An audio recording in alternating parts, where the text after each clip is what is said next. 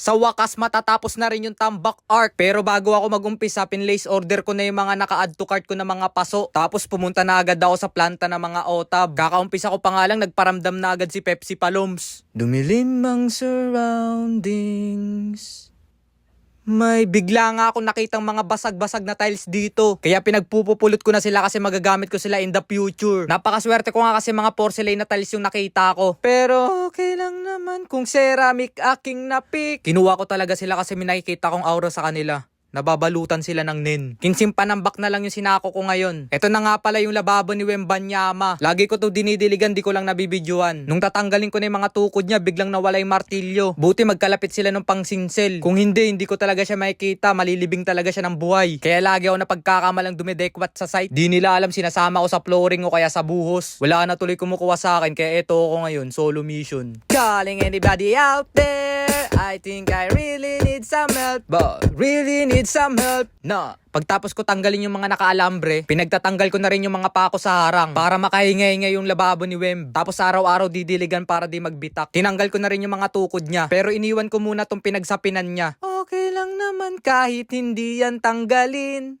Di naman sagabal kapag siya'y diniligan. Sunod, tinabi ko muna tong pinagtukuran niya. Di ko siya sinira kasi magagamit ko pa siya sa mga susunod na kabanata. Sunod, pinagle-level ko para mahanap ko yung 0-0. Para sa flooring at tiles. Inayos ko muna yung kamada ng mga hollow blocks para maluwag. Para pag nagkabembangan hindi masikip. Pinasok ko na rin yung mga bulto-bultong otab na nakuha ko nung nakaraan. Tapos nagsako na muna ng mga gagamiting buhangin. Para pag naghalo tuloy-tuloy na. At walang titigil. Nung maghakot na nga ako, may bigla akong napansin. Nandito yung NMAX ni Bayaw, bumembang na naman to. Nilagay ko na yung ibang huling panambak, tapos yung iba nilagay ko muna sa harap ng bahay, pati yung buhangin. Sunod, kumuha ko ng mga troso para pag-ecoslamin ko yung mga panambak. Habang nagpapalang ako, minapansin ako sa hollow blocks. Sabi ko, putik, baka may naglulo dun sa pinagkuhaan ko. May mga mod tackles. Yung pala may linta. Kobe? Sunod naman nakita ko ng mga suso. Kinang inakagari bumebembang ka Dahil nga nire-respeto ko yung kanilang privacy, nilapag ko sila ng properly. Sinimulan ko na ulit yung pagtatambak at pagpapala. Sa pinto ko napili ilagay yung clay tablet ni Nebuchadnezzar, kung saan nakalagay yung togepi ni Misty. Tapos bigla ako narinig yung van nila Bayaw. Rinig ito Tinulungan ko muna siya magparada, basag pa naman. Basag yung harapan. Sinicheck na ni Por. Site ano yun pag yun? Sightseeing. Sightseeing. Site visit. Ano ito? Safety. Andito na yung safety. Okay naman na to. Epas ba, sir? Epas daw ang ating site. Oh, wala na aircon na sinasabi nyo yung buga pa loob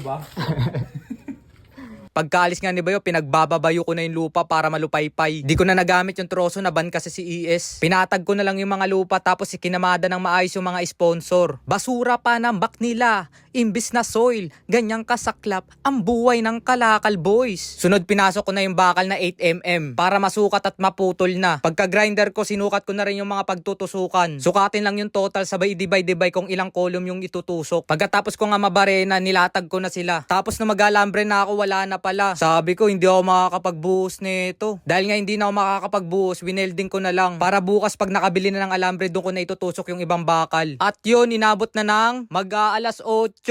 Kaya pagkatapos ng nakakapagod na araw, naglibang muna ako. Piso-piso lang, sugal moderately. Tamang libang lang kaysa mag-relapse ng 10 PM. Eto na. Binura ko na kasi ML ko, pati si OD. Pag naglalaro kasi ako nun, naaalala ko siya. Paldong-paldo talaga. Yaong.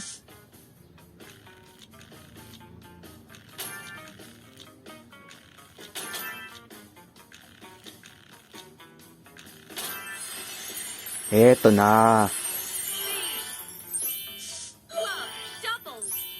Gumagana na.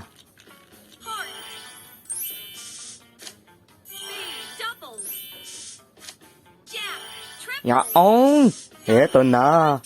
Pumapaldo na. Bayad talagang utang sa Mumbai. Yaong. Times 3. Sayang.